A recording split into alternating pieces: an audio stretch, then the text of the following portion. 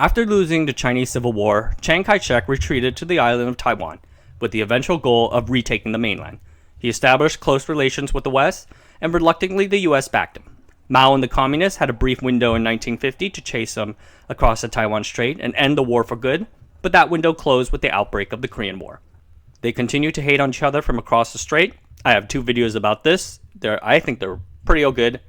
You should go watch them. In 1954 to 1955, Beijing massed troops at the waters around and began shelling various offshore islands, with the majority of shelling focused on the now infamous island of Jinmen, or Quemoy.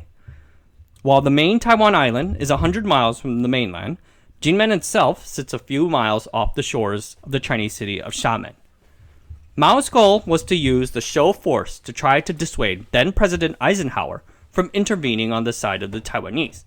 That way, he would be able to send an army across the strait and liberate Taiwan. This failed to achieve the intended result, because afterwards the US and Taiwan established a defense treaty in which the states potentially backed Taiwan with nuclear weapons.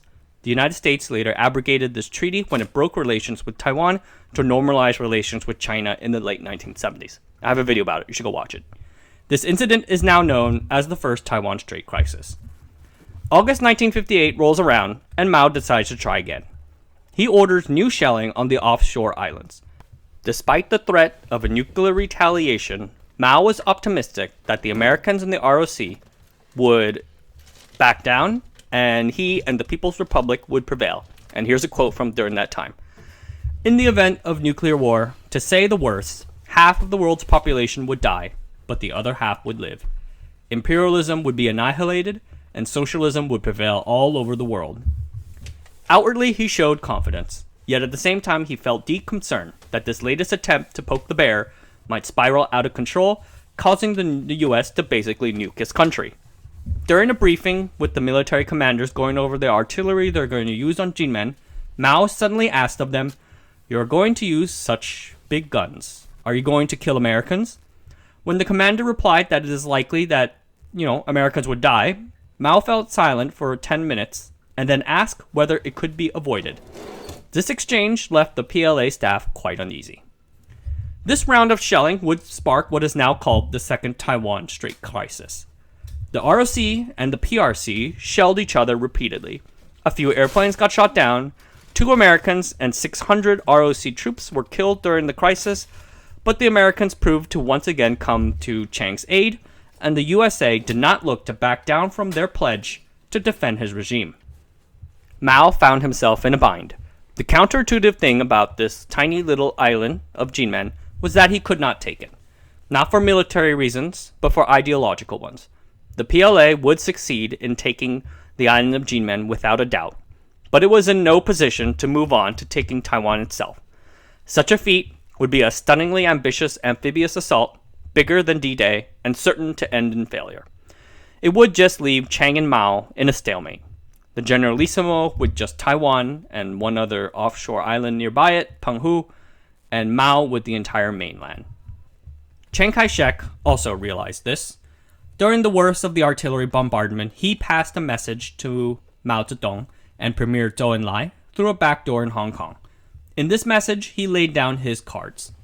If this stalemate scenario did indeed play out, then he, under immense pressure by his benefactors in America, would give up his claim to the mainland and resign himself to governing only Taiwan Island.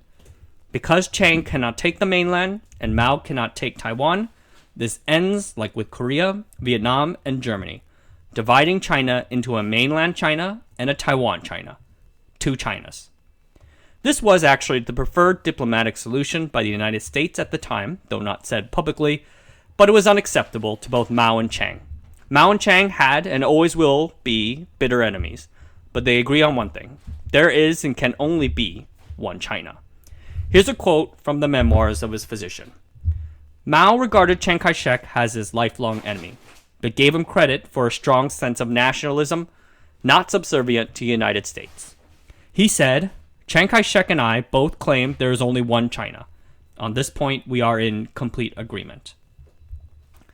Jinmen, that small island, is said to be the nail that holds Taiwan to China. That's That's another quote from the physician's memoirs, which I really found very insightful. Mao gave in. On October 8, 1958, he ordered the PLA to shell Jinmen every other day, ostensibly because the PLA had run out of shells, but essentially backing off. This diffused the crisis.